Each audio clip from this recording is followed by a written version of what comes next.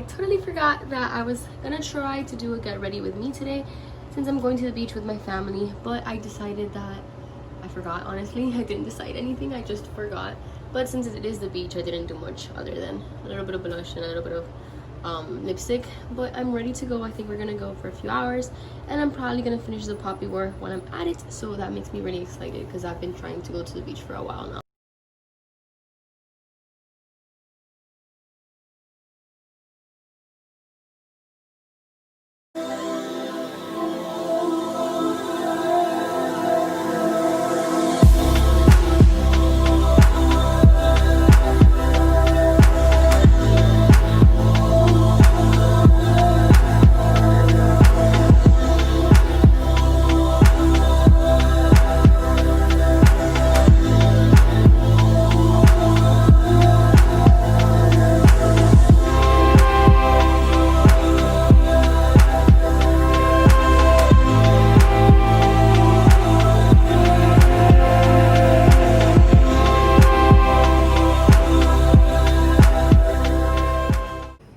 Good morning and happy Wednesday.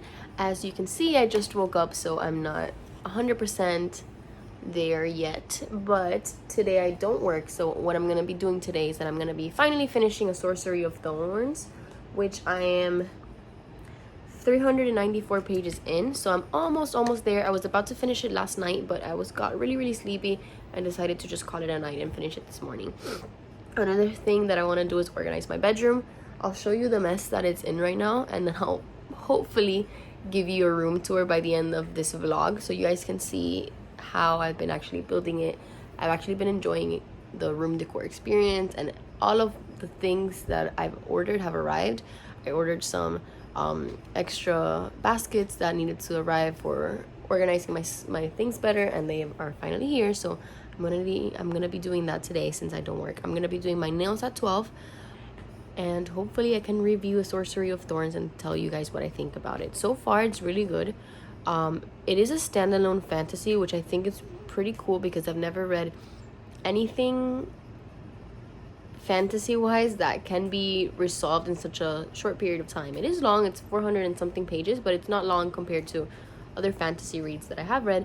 However, I'm not sure if I love that it is just a standalone. I think that when you have a series, you can expand a little bit more on the characters and you get to fall in love with the characters a little bit more.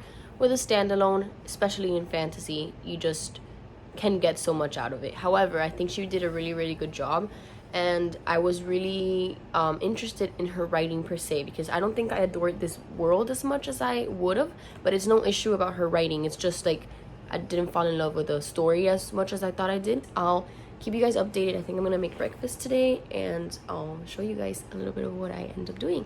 Have a great day. So this is the status of my bedroom right now. As you can see, all that over there does not go there. My beautiful dogs. And then this table I finally organized. Is super pretty, but I just made it a mess again, so I need to organize that. My ring light does not go there. That suitcase does not go there. I need to put all the stuff outside of the suitcase and put it in my closet. And then we have the bookshelf, which is pretty much the only thing that I still have organized and will forever have organized.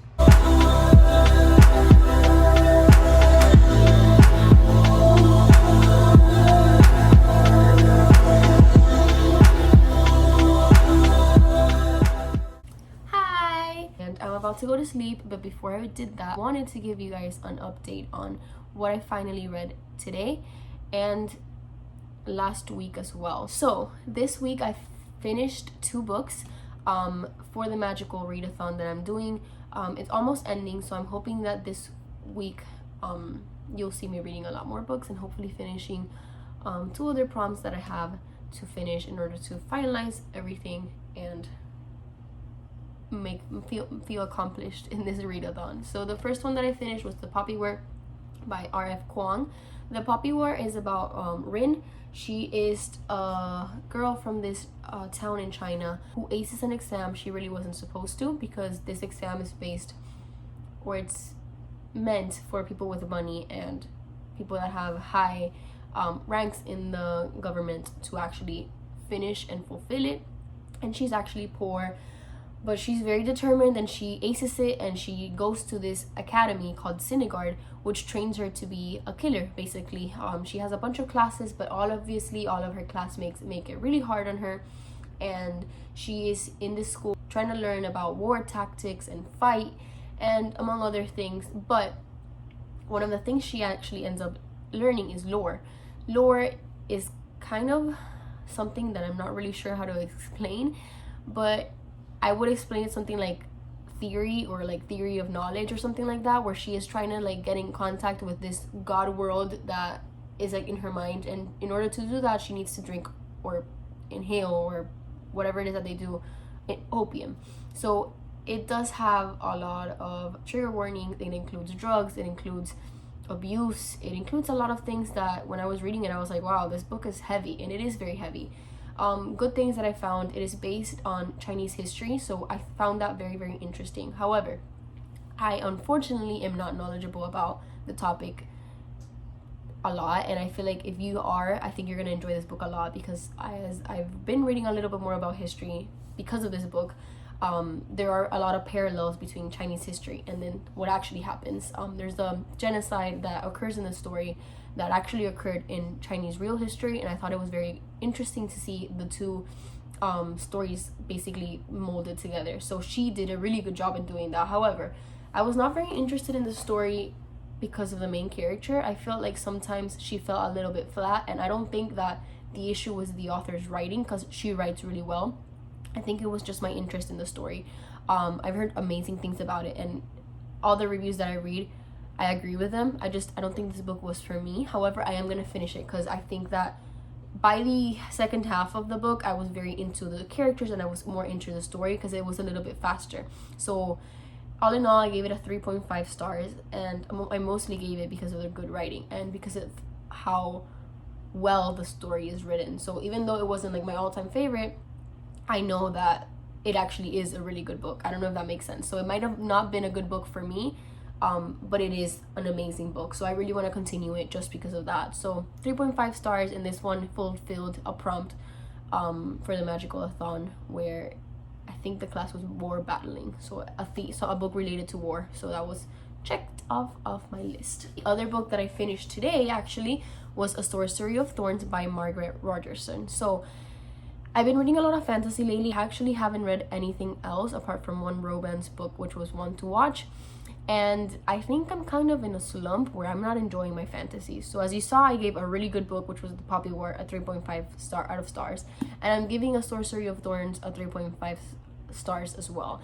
I enjoyed the story. The story is very thrilling in a way, but I didn't fall in love with the characters. And I think that something's wrong with me, because I usually enjoy all of my fantasies, and for some reason I'm not enjoying them as much as I would expect myself to enjoy it. But things happen, I guess. So Sorcery of Thorns is a book about Elizabeth. She is a great librarian, or she wants to be a great librarian, but she is basically an apprentice in this great library, and she is supposed to take care of these books that actually come alive. So the premise of the story is very weird. That's first off. I felt a little bit like in the Harry Potter world, where you see all these books come alive and all these magical creatures.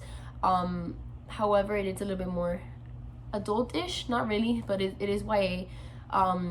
There's a love interest, and it doesn't take a lot of important factors of the book, but it is very cute and very slow burn, and a little bit of forbidden romance, because he is actually a sorcerer called Nathaniel Thorne, and she is kind of against sorcerers, or she's supposed to be, because of the job that she wants to have when she finally ends up being an apprentice. So in this book, she has to uncover who actually is creating these demonic creatures that are roaming the world and basically are trying to kill everybody, and she needs to figure out who's doing it. And she believes it's Nathaniel, which is the love interest, but it's really not. And then you end up finding who it actually is, and it's them kind of uncovering the mystery.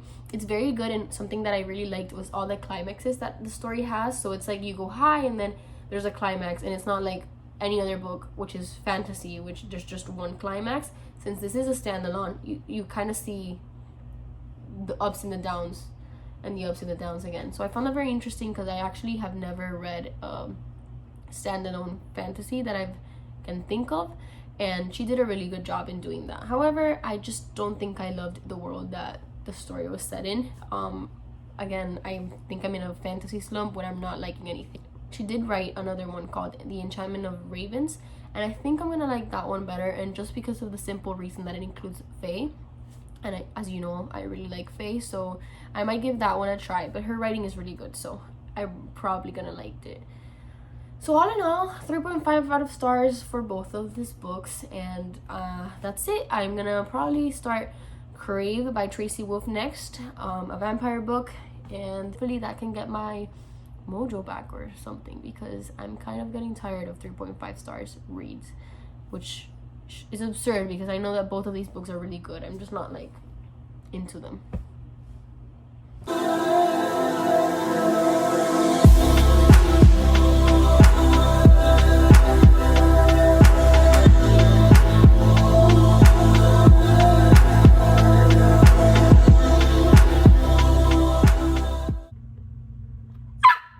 ¿Qué pasó?